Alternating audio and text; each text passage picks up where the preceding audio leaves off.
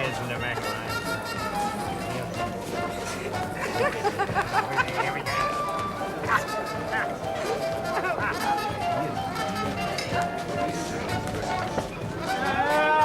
Found him, did you? Yes, well, happy Christmas, Doctor. Happy Christmas, Alex. Well, the traditional Anderson Christmas cake. Delicious. There you are. Tea for Eric. It's a recipe my grandmother made. I remember the child. I am about to speak. Oh, God. Now, come on, Betty. Once again, the Anderson family are gathered together to celebrate Christmas Eve at the Trocadero. And this year, there is an empty chair. Because 6 weeks ago, the old man died. And the eldest son has, as they say, copped the lot. A trust fund of 120,000 nicker, to be precise. And I'm delighted, because I am the eldest son. Hey. Steady on the shambles, Alex. And I'd like to welcome my brother James home on leave from India, from his tea plantation, and to congratulate him on marrying his wife, charming Betty, because otherwise I wouldn't have met her beautiful sister, Margaret Tempest, an actress of most outstanding promise, and with me, an overnight success. Oh, darling.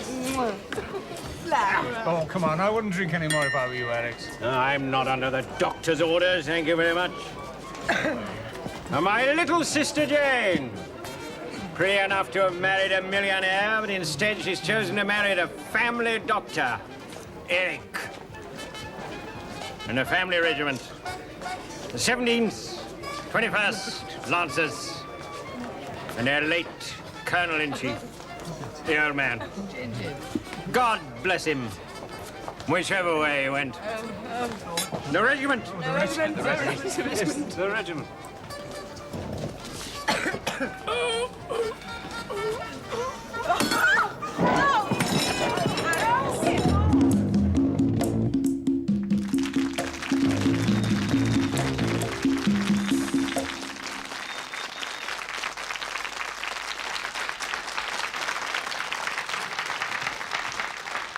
Hello, and welcome to a special edition of Whodunnit. Now, I hope you've all had a very great Christmas and many more to come. But as you've just seen, it was Captain Alexander Adamson's last. Now, the question is, who done it? And we want you at home to try and solve the crime. Now, to help you, we've invited 4 guests to cross-examine the suspects. It's welcome to our special branch of the panel, the inspector himself, Patrick Mower.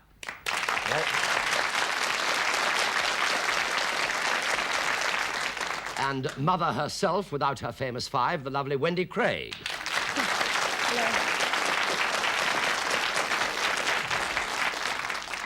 Next, we have an ex-monk who claims that he can twiddle his toes during breakfast, Derek Nimmo.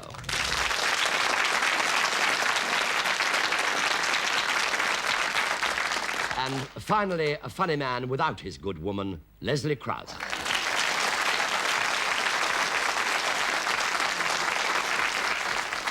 Right, well, that's our panel. We have also selected 4 members of our studio audience to try and solve whodunit. So, welcome to you. Before we continue the action, let me warn you that when you see the suspect's stories in Flashback, 1 or more of them may be lying, so don't believe everything that you see or hear. Now, let's go back to Christmas Eve at the Trocadero restaurant in 1928. Prices have reached an all-time high. Cigarettes are 9 halfpenny a packet, and beer is 5 farthing a pint. And here's a clue. In those days, murder was a hanging offense. Terrible. To have a heart attack on Christmas Day. I'm so sorry, I don't know what to say. I don't think it was a heart attack, Mr. Louis. Oh? Ah, all that damn drinking. You mean his liver conked out at last? No. Of course, I can't be certain, unless there's a post-mortem. I'm fairly sure that he's been poisoned. Poisoned? At the Trocadero? Impossible. We have the best chefs and the finest foods. Well, don't worry, we haven't had dinner yet. No, but we have had the cake and champagne. Well, we all had the cake and champagne. And I made the cake. There was absolutely nothing in it that could cause food poisoning. I meant deliberately poisoned. I'm suggesting that Alex was murdered.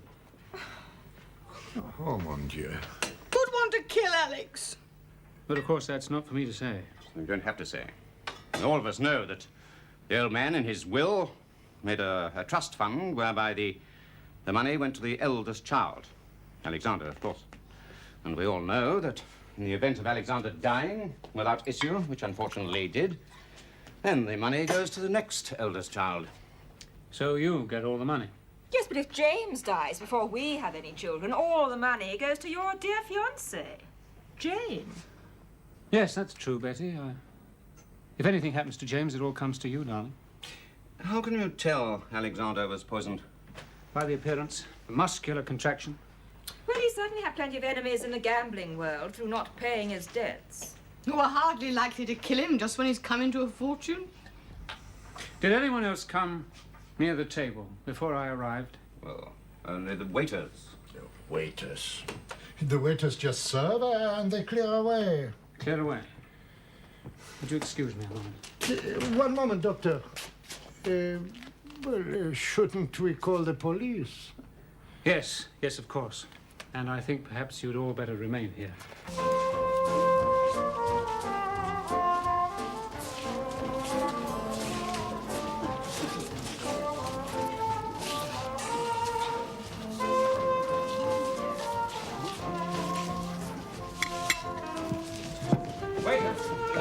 Monsieur. Please, will you?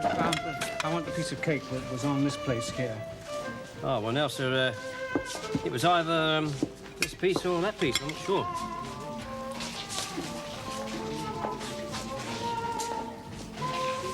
Yes, this is the one. Bollinger. Sorry? Bollinger, sir.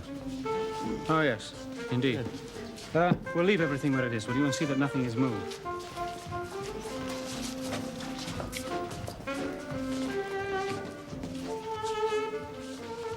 No, James, I think we should wait for the police. Well, Did you all eat a piece of this cake? well, I did. So. Yes. Yes, well, obviously none of you have been affected. This is the cake that Alex was eating. It's poisoned. Has the traces of a most unusual odor, rather like sour lemons. May I, please? Thank you. You're right. Sour lemons. The smell is familiar. There were no lemons in that cake. Well, it certainly smells of lemons. Yes, well, let's not worry about the recipe of the cake. Betty, why did you make the cake and not the Trocadero? James asked me to. Oh, don't you remember, darling? I was telling you about it yesterday. Yes, yes, of course, darling. I'm just trying to get the facts. Then we gave it to Mr. Louis to present at midnight. Are you accusing me and my staff of poisoning the cake? Yes. What do you think, James? Barangi.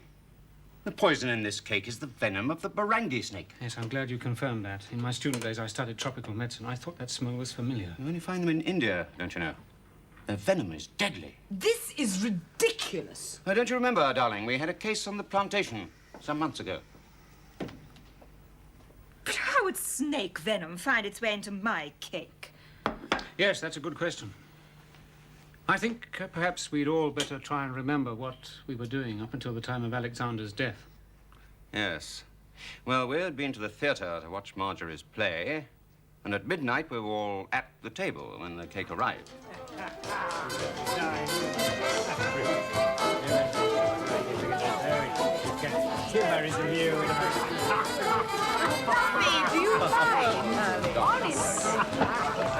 Et voilà, madame.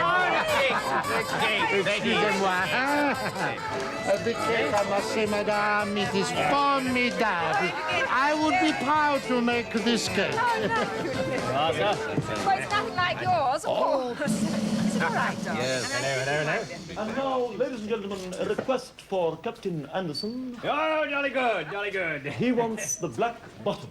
The black bottom, sir, is the latest dance craze. Yeah. Thank you. Heavens for that. This is fun, Julie, darling. Come on, sweetie. Come on, sweetie. Come on, Marjorie, the black bottom. James, don't try and jolly up. Just don't stand so tired. Monsieur James, you will be cutting the cake as usual? Yes, as usual. Thank you. Oh, I wonder where Eric has got to. I hope he hasn't stood you up.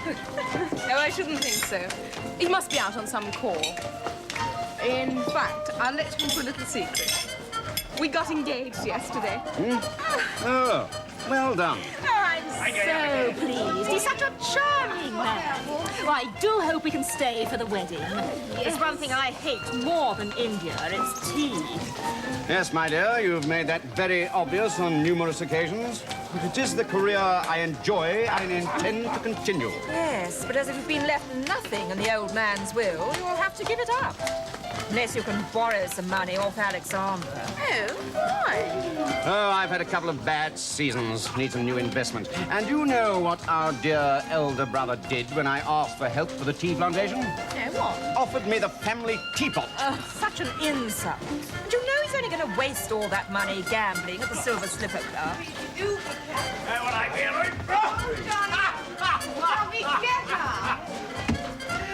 Oh, come on, Marjorie. Is it worse? More exhausted than polo. This new dance is really terrific. Yes, you must be totally bored, having nothing to do all day. Well, I do help run the medical clinic for the local people, but it is only 3 days a week. No, we have nothing like this. I do. Fluffy, you're very tiddling. Your black bottom's gas. Well, I shall certainly need a little bit of Betty's cake keeping going till dinner time. Well, there you are, then. No, my dear. This piece. Huh? As always, A for Alexander. Oh, yes, of course. Of course. Anderson's and our silly Christmas tradition. You are. I was telling Eric about him yesterday. Yeah. He was very amused and is hoping for E for Eric. Sweet.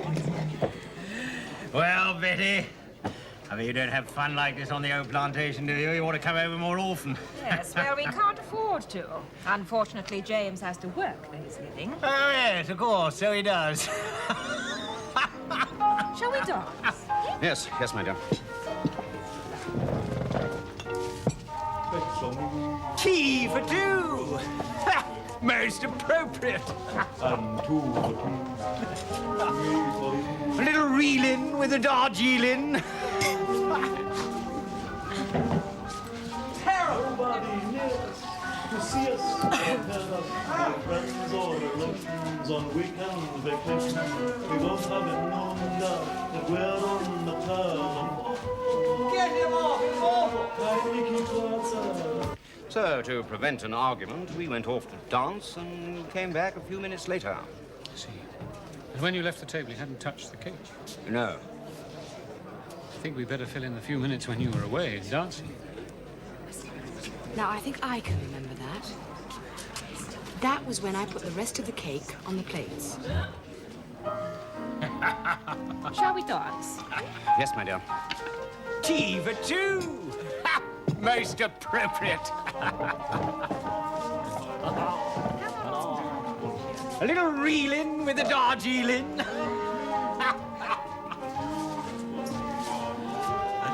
Try not to be rude, darling. After all, she is my sister. Now, I'll put out the rest of the cake. Ah, playing the domestic role, eh?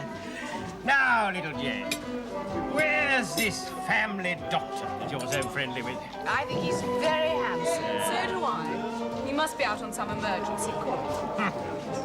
You are supposed to be slimming, and this piece is smaller. Now, you can't get round me like that. You're not serious about this chap, are you? Why? Well, I might let you have a little dowry for a presentable chap, but certainly not a doctor. I know he's got expensive tastes and all that, but his income is hardly substantial. We got engaged yesterday. What? You'll get nothing from me.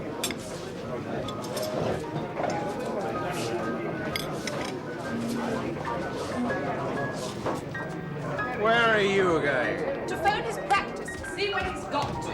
Well, don't talk with your mouth full. Fluffy, you're very tiddly. Now, I hope you appreciate appreciate the little present I bought you.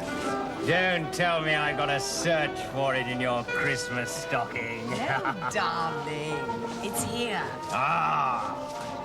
Where? Now, why are you being so beastly to your lovely family? You waste all your money at the Silver Slipper Club, and the least you could do is to let them have some. Yes, it's a very strange thing, you know. Nobody liked me till I came into all this money, and now Betty's baking cakes, my little sister's getting engaged to doctors, and even you are, yes.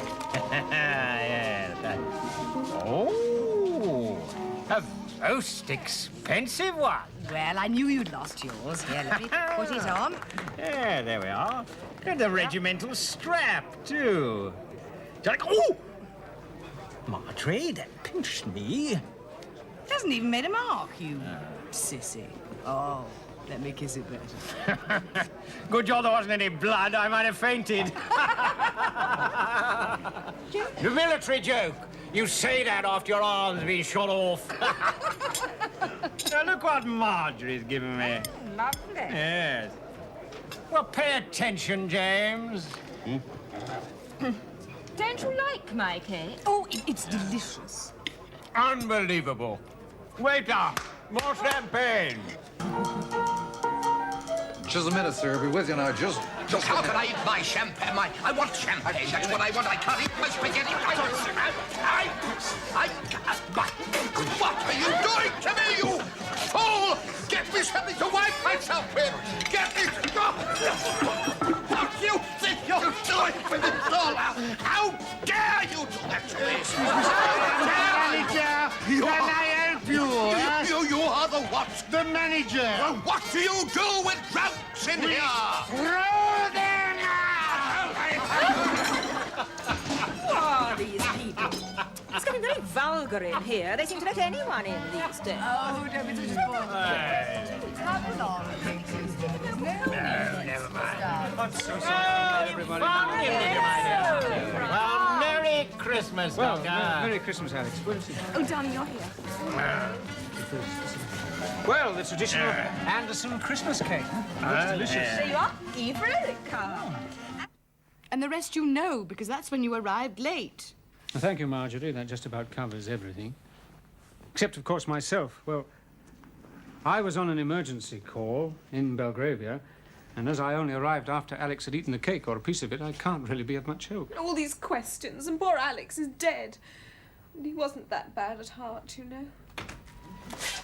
Excuse me, sir. The police have arrived. Then bring them up. Yes, sir.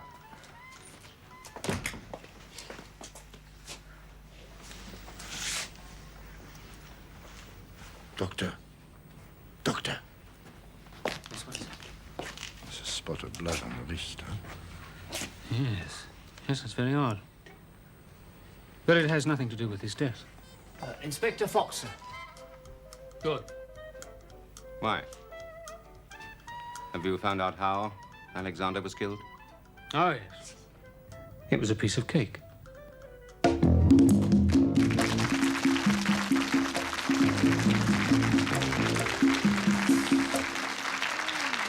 Well, and was it a piece of cake for you?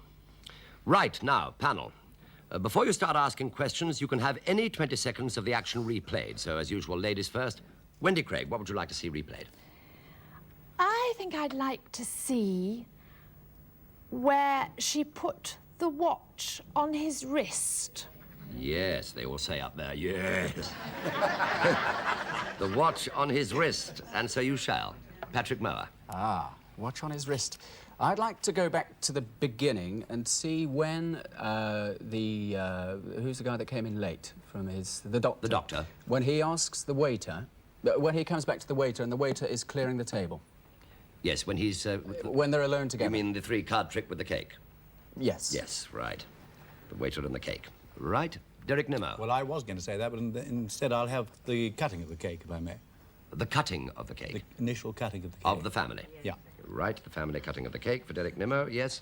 And finally, Leslie Crowther. I'd like to see the close-up where Alexander looked as though he was going to eat the piece of cake, his own cake. He'd got some in his mouth, and it was a great big socking close-up. It was a beautiful And he said something like delicious. And he had a black eye. Yes. It's a glass eye, actually. You didn't You'll know. have It one came of out your in the marks like conversation. that. Right. The close-up when he looks at the... Captain Alexander looks at the cake. That's right. Right. Good. Right, well, we'll take a short break there while we find all those replays. And afterwards, our panel will cross-examine all the suspects to try and work out who done it. Now, I'll give you one clue. Eamon Andrews and Hughie Green are as innocent as the day they were born. When cigarettes were even less than 9 halfpenny a packet and beer at 5 a farthing a pound. So see you in a minute.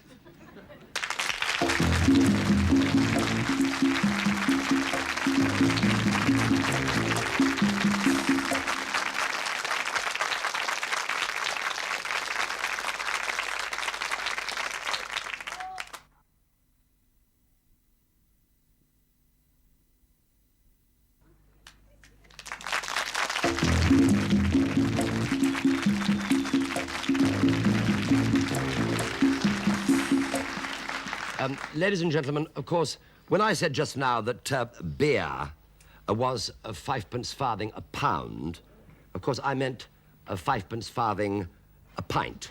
That was my deliberate mistake, just to make sure that you were paying attention and weren't asleep. So welcome back to Whodunnit. We are trying to work out who murdered Captain Alexander Anderson. So let's meet all our suspects who've now joined us in the studio. Welcome, suspects.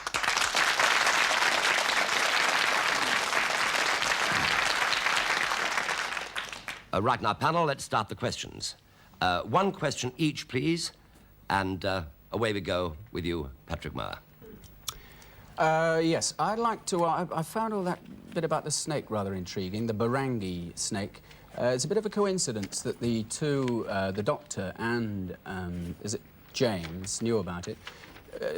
Doctor, why were you so familiar with the smell of this venom? Yes, well, during one's training as a doctor, one goes through tropical medicine, and all the various poisons, the various venomous snakes are listed. How long ago would you have come across it before then? Well, I should think it would be some 10 to 12 years ago. And you still remembered it? Yes, see, this family has total recall, Mr. Mower. And James, how long was it since you... Well, it's really only about 6 months, actually. A beastly little blighter. Bit one of the history wallers, you know. Didn't it strike you as a coincidence, though, that the doctor knew what the smell was? Well, no. I believe they're making a great study of the Barangi, the Tropical School of Medicine. Oh. Right, thank you very much indeed, Doctor. Wendy Craig, a question from you, please. Yes, well, I would like to ask Betty something. Betty, you said that you worked in the clinic because you were bored and you didn't have a lot to do. To stop you being bored, you worked in the clinic. I help. You help in the clinic? Yes, just help. So, is it quite easy for you to get into cupboards and things that might contain things like drugs and venom? Oh, no, I don't hold any keys. No, I don't run the clinic. I just help. I just do little things like roll up bandages and, you know, and dip cotton wool into disinfectant to swab any wounds. I just help. I don't actually hold keys to cupboards or... I see, but presumably you are there for quite a lot of the time. 2 days a week. 2 days a week. Thank you very much. Thank you very much indeed. Derek Nimmo, question? Yes, Mr. Louis, you have in your buttonhole a little red badge. It looks like a roulette wheel to me. Have you any connection with the gambling world at all? No, monsieur, I happen to be very proud of this. It is the Légion d'honneur. Thank you. I'm very surprised, Mr. Nimmo, you did not recognize the badge of the Legion of Honor. I thought it was Tut. I thought it was the ones that were stitched on like that. No. I do beg your pardon. I'm not frightfully good on these frog things, really. Mr. Crowther. I'd like to ask Monsieur Louis a question. Monsieur. Monsieur Louis, what was I going to ask? Oh, yes. Do you normally employ drunken Irish waiters? Because your Irish waiter, I'm sure I've met him before. I'm saying... No, I know. Yes, it probably was. But since the war, you know, we have had terrible trouble with staff. Yes, it must be murder for you. Was Sorry about the pun. Mons and Ypres places like Yes, that. and other fellows, yes, it must have... What's he talking Right, well, there I must stop that very interesting repartee. Thank you very much indeed. I will have the first replay, which is Patrick Mower's. He'd like to see where the doctor speaks to the waiter about the piece of cake to find out which piece was, in fact, poisoned.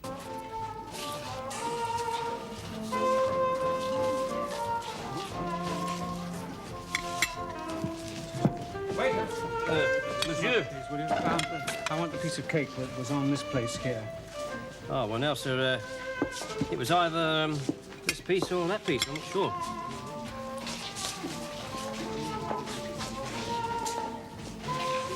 Yes, this is the one. Right. Patrick. This piece or that piece? Did that help you at all? Yes, indeed. I don't want to ask any questions about the cake. I want to ask Alphonse, why, where did the other bottle of champagne disappear to? I'd already cleared that, sir. Had you? Yeah, before he came to ask me about the I cake. thought we saw you arrive at the table. No, I was at the table, sir. Yeah, and you just cleared one bottle of champagne away and took it away and... I picked that one up. It was lying on the table, sir. By itself? By itself. The other one was on the trolley. Yes, I see. I'd already cleared that. Wendy Craig. Marjorie, why did you put that watch strap on so fiercely? I mean, I've never seen anybody put a watch strap on like that before. Did you hate him that much? Oh, I adored him. Oh, you adored him? Absolutely adored him. I don't know, I'd sort of get it in the right position to put the, you know, to put the prong through the hole. Yes, it was very enthusiastically done, I must say. I mean... Perhaps a little passion. Yes, perhaps it was a little passion. Well, I was a little beady with him. I mean, he had been patting people's bottoms and things. Yes, you were being perhaps a little terse Well, and putting him in underneath it line. all, you know. Yes, I see. Right, thank you. Right, we're ready for the next replay. This is for Mr. Derek Nimmo. He would like to see where James Anderson cuts the cake, which, of course, was according to family tradition. And here it is, Derek. He hasn't stood you up. No, I shouldn't think so. He must be out on some call. In fact, I'll let you into a little secret. We got engaged yesterday.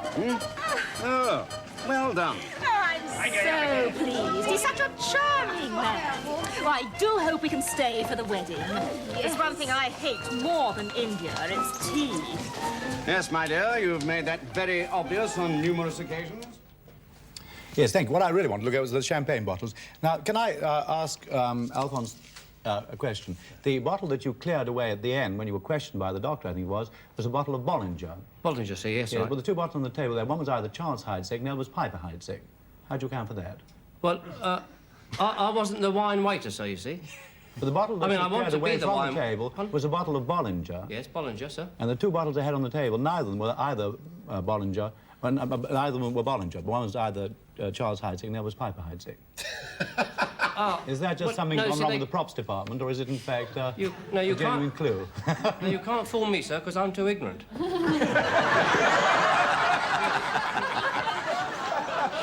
Thank you very much indeed. Thank you. And well out, if I may say so. Ready now for the next replay, which is Wendy Craig's. She would like to see where Marjorie puts the watch on Captain Anderson's wrist. Oh, a most expensive one. Well, I knew you'd lost yours. Here, let me put it on.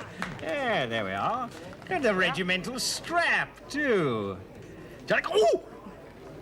Marjorie, that pinched me. It hasn't even made a mark, you sissy. Oh, let me kiss it better. Good job there wasn't any blood. I might have fainted. Yes, Wendy? Did that help? No, not really, because I believe her. I believe what she said was right. Remember, she's an actress. Ah, yes, but I think she was telling the truth about that. I think, can I ask a question about something else? Yes, of course you can. Well, I'd like to ask the doctor, when he was sniffing the pieces of cake, they were at one side of the table, weren't they? They weren't at the side where the dead man was sitting. I mean, you discovered a piece of cake that smelt of something to you like lemons over at the far side, didn't you? Well, I did ask the waiter for the piece of cake that was on the place where Alexander had been sitting. You just took the piece of cake that smelt of lemon. It had the remains of the letter A on it, which rather confirmed that for me. Thank you very much indeed. Now, I'm afraid I must stop you because we're ready for the last replay, which is Leslie Crowther's. He'd like to see the close-up of Captain Anderson eating his piece of Christmas cake. And here it comes. Be shot off. Now, look what Marjorie's given me. Lovely. Yes. Well, pay attention, James. Don't you like my cake? Oh, it's delicious. Unbelievable. Waiter, more champagne. Yes. Well, I can't think really why I asked for that, because it was beautifully done. I must say. It was beautifully done. Yes. Yes, I wanted to see a close-up of the eye patch, but I really can't think why. But what I'd like to know, I'd like to ask the doctor if you know Marjorie at all. Only in passing. Really? Well, I'd been to see her. I'd been to see her in the theatre. Yes, You've been to see her in the theatre? theatre? As a star of the theatre. I don't know her any more intimately than that. You never actually had social engagements with her? No. I see.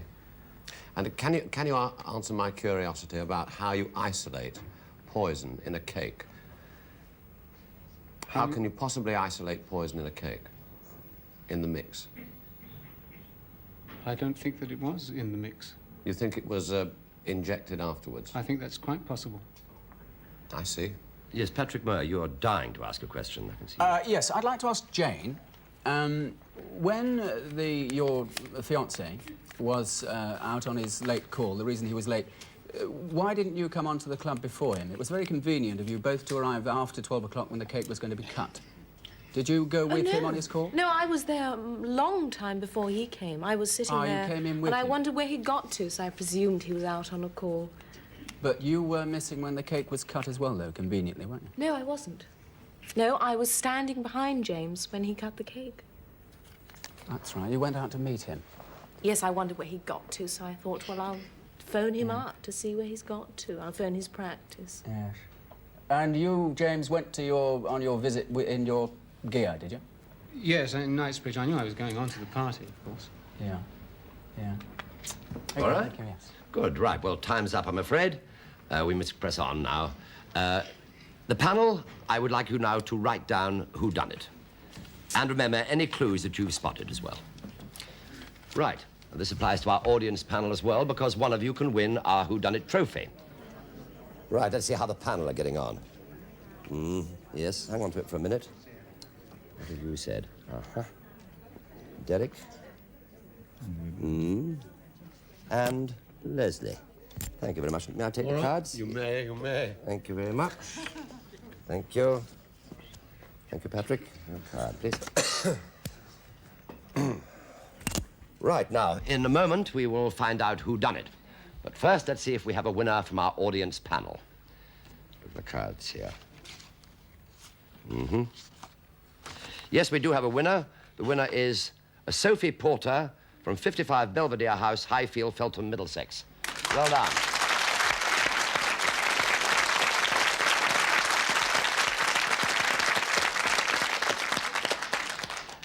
Right, now, panel, I want you to tell us who done it, and one clue, please. Patrick Mower. Well, I think it was the Doctor and Jane in league. Whoever did it was a very inept murderer, because I don't think the cake, in fact, was the murder weapon, if that's the thing. I think that somehow it was the champagne. There's a lot of clues going around. The fact that she went out and spat out the cake, which I think was a red herring. And then he went off with a cake in his hand, and he probably injected some of the poison into it. Thank you very much, thank you very much indeed. Right, Wendy. Well, I think it was Betty and James and Marjorie in collusion. Because she said she didn't put lemons in the cake, and you do put lemon in Christmas cake.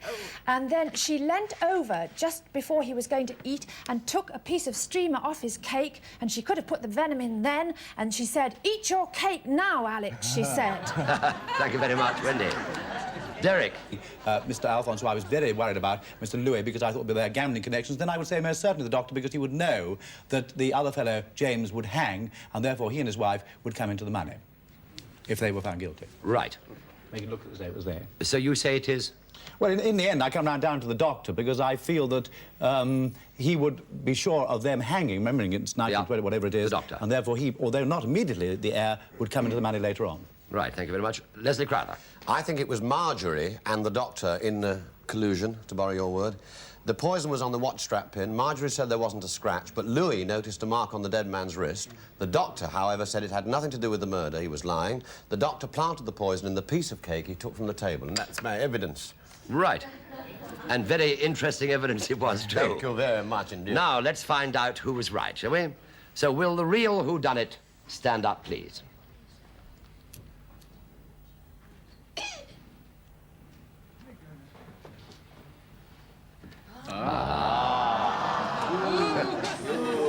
So, there you are.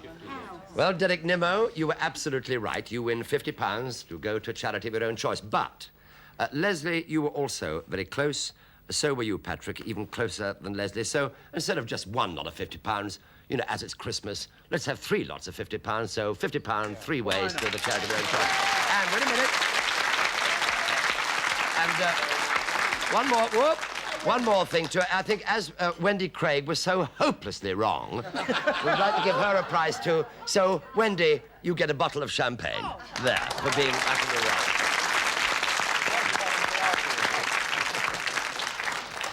It was Bollinger, but not the vintage that we said it was. Right, to stop any arguments at home, let me tell you how it was done. Now, first of all, it was nothing to do with the cake. Now, did you notice the ring that Dr. Brooks was wearing? Well, this is it. Now, from this side, it looks quite normal. But when I turn it round, you will notice that it's got a tiny needle. Now, the ring was filled with Barangi snake venom, and any pressure on the needle causes it to inject the venom. Now, when the doctor arrived late, he refused to shake hands with everybody for fear of poisoning them. And during Alexander's speech, the doctor grabbed his wrist, apparently to stop him drinking. Now, this is the moment that he injected him with the venom. Now, the clues. When he came out to find the poisoned piece of cake, the waiter actually passed him the piece that he'd just tasted himself. Yet the waiter is still alive. You saw him there. Now, as the cake was poisoned by the time it arrived in the office, the doctor must have done it on the way. The wrist must have been punctured by the needle from this ring, as there was no blood during the wristwatch incident. And you should have noticed that the piece of cake marked A was taken and eaten by Jane, and that the doctor didn't wear his ring during the rest of the story. His intentions were to murder Alexander, put the blame onto James, who would be hanged for it, leaving his bride-to-be, Jane, the sole heir to the fortune. I hope you got it right. If you didn't, don't worry. You'll have another chance when a new Whodunnit series returns next year. So until then, it's a thanks to our panel. Thank you very much indeed.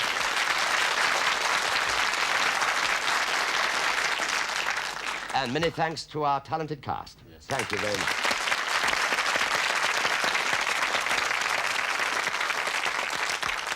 And as a New Year resolution, try to avoid shaking hands with people with big rings on. Good night.